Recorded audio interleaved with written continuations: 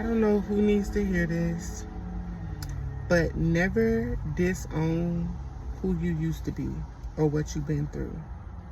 Because God eventually uses that to bless you. He uses that, to create your crowd. He uses that to, he uses it. Just simple. God uses what you've been through. God uses your testimony for your breakthrough. And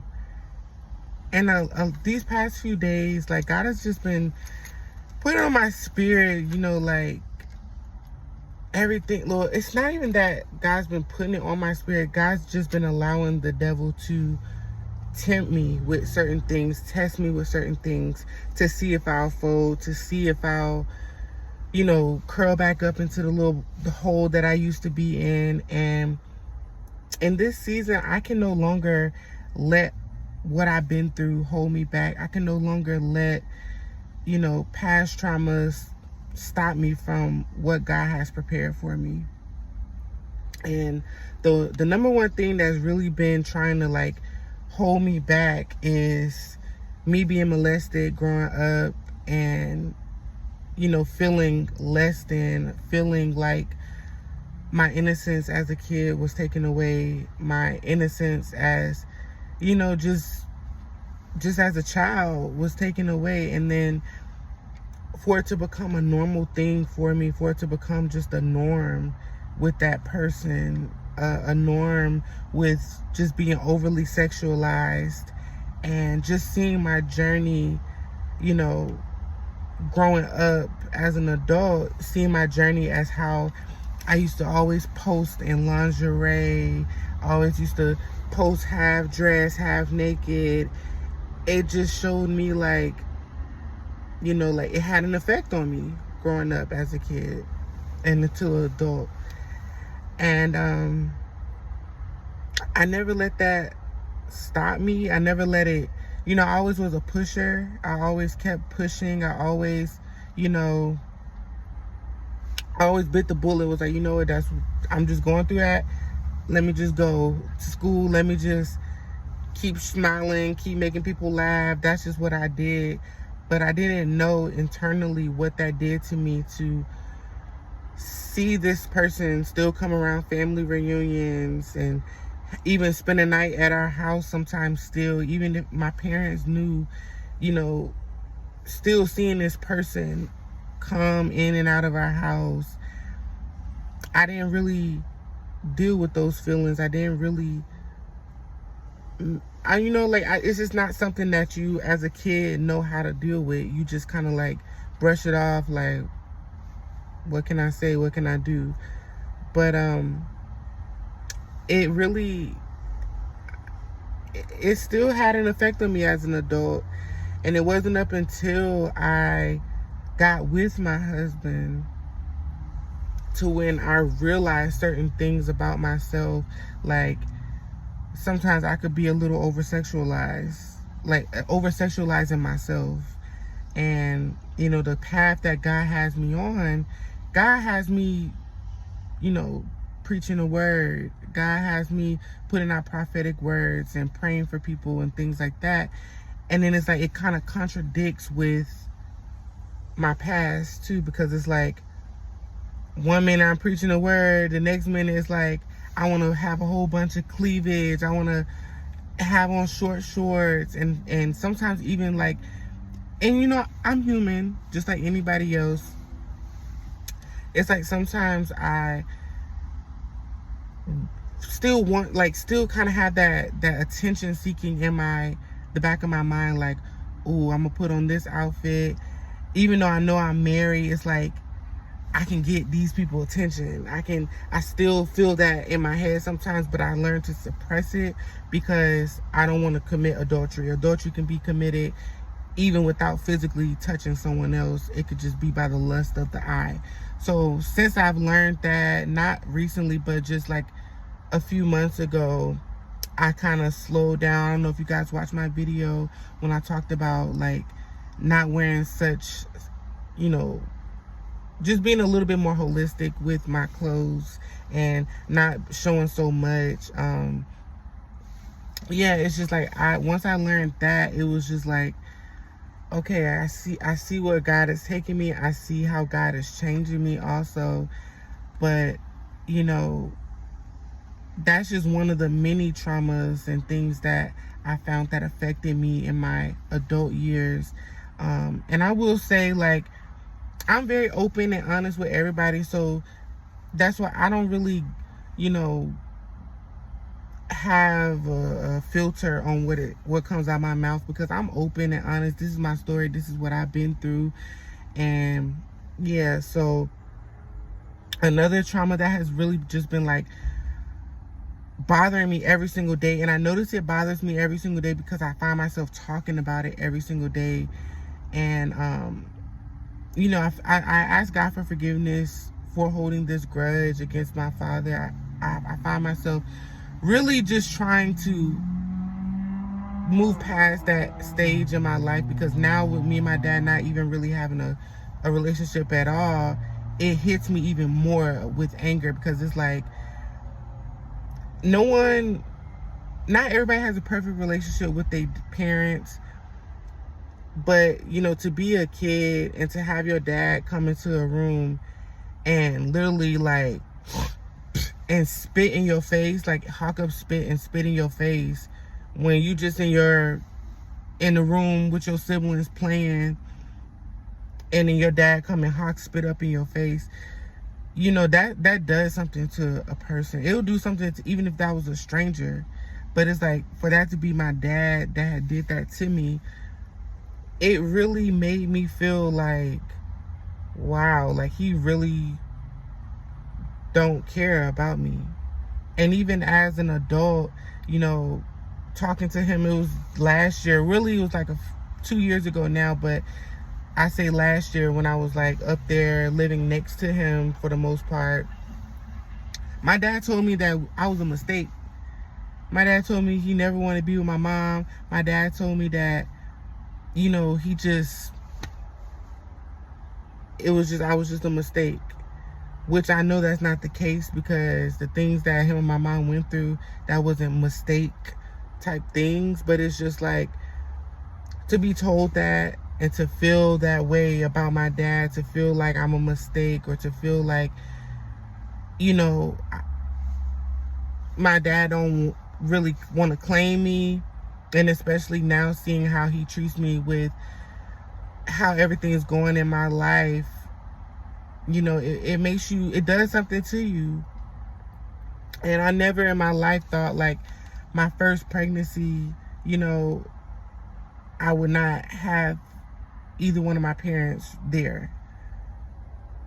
And especially my dad, like, you know, my mom is still there. My mom still very much helps me during my time of need. My mom still very much, you know, she's present, but she's not, I wouldn't say I could call her and be like, let me tell you how I'm feeling today. Let me tell you what I'm going through during my pregnancy. Because like I said, my mom, if you guys haven't watched my story, my mom raised me as her son. My mom did not raise me as her daughter. My mom did not want a daughter. So for me to be intersex, and for me to have both parts, and to be able to choose whatever I want to be, I chose what I felt would make me happy. I chose what was making me happy.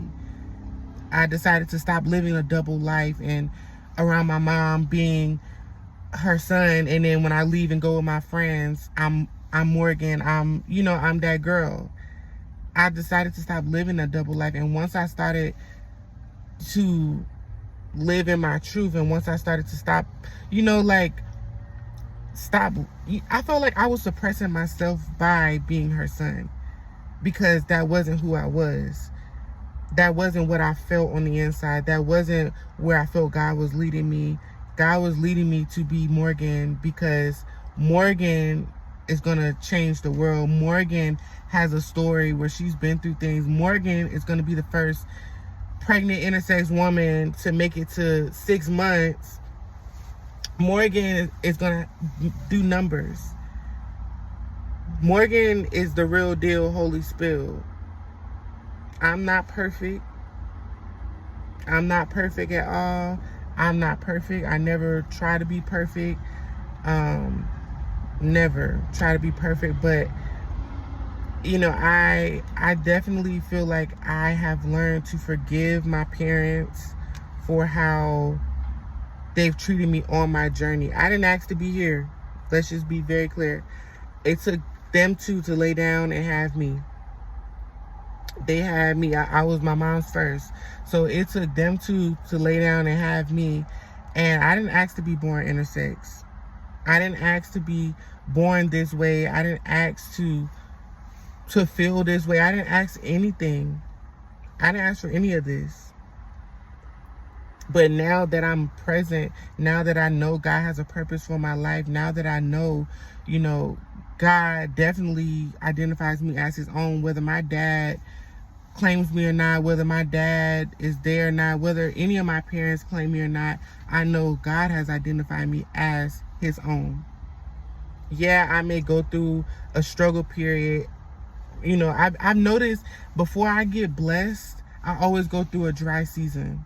I always go through a dry season because God wants to make sure, like, I don't get too big headed. God wants to make sure that I still remain in his presence before he blesses me and moves me on to the next stage. Because before I met my husband, I was in a dry stage and I ended up losing my grandma and everything. And then 7 months after that, I met my husband. And God brought two people from the world. We're both from the world. It's like neither one of us are perfect. My husband been in the streets all his life. My husband has been in gangs all his life. My husband has, you know, we both been in the world. And God brought us two from the world together. So, you know, nobody in life is perfect. And I know, like, I'm not ashamed to speak on certain things. I'm not ashamed to be relatable because I have a story just like everybody else. I go through things just like everybody else does. You know, when you bring two people from the world and you just, it's like God says, this is your husband, this is your wife. You know, for the moment and when you first meet, it's like, yeah, you my husband, you my wife. And yeah, I'm going, we locked in. But it's some days where y'all might not be seeing eye to eye, and it might be a part of you that's like, let me just try God, because are you sure this is my husband? Are you sure this is my wife? Let me you know, flirt a little bit. Let me see if I still got it. Let me see where this takes me. And you realize you get nowhere with that. And it's like, yeah, like you just realize it's a normal thing. I've talked to so many married couples where they all have the same relatable story. Like, it is a point in time where you want to see if you still got it. You want to see, like you kind of question God a little bit. Like, I know you said it's my husband, but it's hard when you're used to being in the world and able to have free access to any and every person. And then it's like, this is just your one person that you're vowed to for the rest of your life. Sometimes, some days it gets hard. And sometimes people's mind power is stronger than other people's. But it's like, you can't fault each other for those thoughts. You can't fault each other for, you know, not always feeling connected, because sometimes you disconnect. Sometimes you have days where you don't see eye to eye. But it's all still about boundaries. As long as you guys never, you know, go outside of those boundaries, like sleeping with other people and things like that, then that's a wrap. But it's like, if you know, it's a normal thing to feel that way in a marriage. But at the end of the day, what God brought together, no man can tear apart. So I'm learning as a wife, it's certain things that that I have to endure because of the simple fact that I'm a first-time wife and my husband's a first-time husband. No, there's no infidelity. There's no, you know, cheating and things like that. But at the same time, Some days you might just be a little too extra friendly. Some days you might, it's normal. You're human. You're human. And it's up to you to decide whether you want to stay with that person for them making a mistake like that, or for them, doing anything like that. But it's like, at the end of the day, you have to understand you're not perfect. And the same stuff that you fought your husband or wife for some days, you just did the same thing, or you thought about doing the same thing. At the end of the day, whether you acted on it or not, you thought about it. So it's just a learning experience. But like I said, I know God has a purpose for my life. I know God has a purpose for my marriage. And I know God has taken me places where eyes have not seen and ears have not heard. And He's had this purpose for me since before I was formed in my mother's womb. So, I don't care what people have to say about me. I don't care if people think my pregnancy was fake. I don't care about any of that, because at the end of the day, what did I get? If my whole thing is, people keep saying that I faked my pregnancy, and my dad specifically, like, telling people that I faked my pregnancy and things like that. My dad wasn't there to even know, first and foremost. But at the end of the day, what would I get for faking a pregnancy? What would I get from that? What would I get from that? And people don't understand what I go through on a day-to-day basis, thinking about my pregnancy, thinking about losing my child, thinking about how I was turned down from doctors, not seen by doctors, thinking about all that. Y'all don't get what that does to a person on a day-to-day basis. And I've learned to forgive those doctors. I've learned to forgive each and every person that hurt me during that pregnancy, because that pregnancy, it was a lot traumatic. It was a traumatic experience. And in a way, it has made me not ever want to try to get pregnant again. And a lot of people keep asking me, like, are y'all gonna try again for a baby? We're gonna try to adopt. I don't want to really experience that again because of how I was treated during my first pregnancy. Granted, God has the final say. So if I end up pregnant again, God's will, God's bill, God's say. But at the end of the day, for me personally, of how that affected me personally, on how so many people turned against me, so many people tried to call me liars when they knew nothing about me. People would be like, I know you, I know the real you, I went to school with you. That don't mean you knew me. You knew of me. Because if you knew me, you would have known. I told my story in high school. I told my story in middle school. I told people. I have so many of my real friends from high school. You can even look on my video where I posted my pregnancy video. Those people that really messed with me in high school, and that was really my friends, they commented in the comments and said, I remember when you told me this in middle school, high school. I respected you since then. Like, people like that are the people that end up rocking with you for life. But the other people that just kind of kicked it with me and used me for my truck that I had, and I was taking people everywhere and things like that, y'all didn't know me. Y'all judged the book by its cover. Y'all judged me. Y'all made me feel like I had a friend. But in the aftermath of when I left, y'all talked about me like a dog. So it's like I said, I've learned to forgive each and every person that hurt me, and it's an everyday process. It's not just I forgive you today. No, every day I'm saying the same thing. I forgive them. I forgive my mom. I forgive my dad. I forgive my older sister. I forgive everybody that has ever hurt me during that pregnancy and through life, period. Because I'm ready to move on, and you holding grudges and you holding on to baggage, it hinders you from receiving your blessings from God. It hinders you. You can't bring that into your next season. You can't bring that into your next, because God wants you to have a clear conscience. God wants you to have a clear heart. He wants you to have a pure, like, clean hands, pure heart. He wants you to be wiped away from that. So, needless all this to say, I just came on here to just really rant. But it's just like, I want people to know, like, Don't never disown your past and what you've been through, because God uses that in the long run for your blessing. God uses that to, he just makes your testimony day by day by day. You have so much more to keep adding to your testimony, and it doesn't stop until the day that you stop. It doesn't stop until he says he's done with your story and you're in the grave. So life comes with obstacles, life comes with ups and downs, life comes in different seasons, but at the end of the day, don't stop.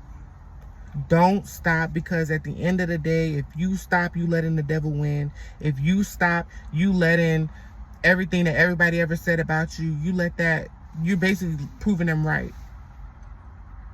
So I just came on here to share that. I don't know, God put on my spirit to come share that.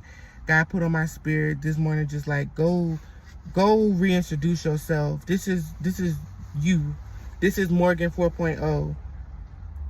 And my birthday's in 11 days now. I'm not bringing this into 25. I'm about to be 25. I'm half of 30. I'm about to be half of 30. Like, I'm not bringing this into 25. I'm letting it all go. I'm making this video to stamp the day that I'm saying I forgive each and every person that's talked bad on me, each and every person that's done me wrong, each and every person that's ever hurt me in any type of way, or even how I hurt myself. I forgive each and every person, and I pray for each and every person. I pray that God heals you. I pray that God, gives you a convicted heart so that you can live righteous and so that you can honor him and stop hurting people. And yeah, I pray that y'all have a blessed and prosperous day. God gonna keep making the way for me and mines. And he's amazing. God is amazing. So don't ever disown your past. Don't ever try to bury who you used to be, because at the end of the day, yes, you have to die to yourself, but it's still you.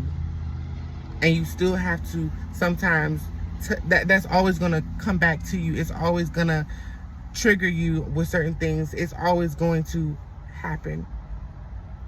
So at the end of the day, be truthful to yourself, because God blesses the authentic version of who you are. He blesses the honest version of who you are, not the person that you try to be. Period. So I love y'all, and I hope y'all have a blessed and prosperous day.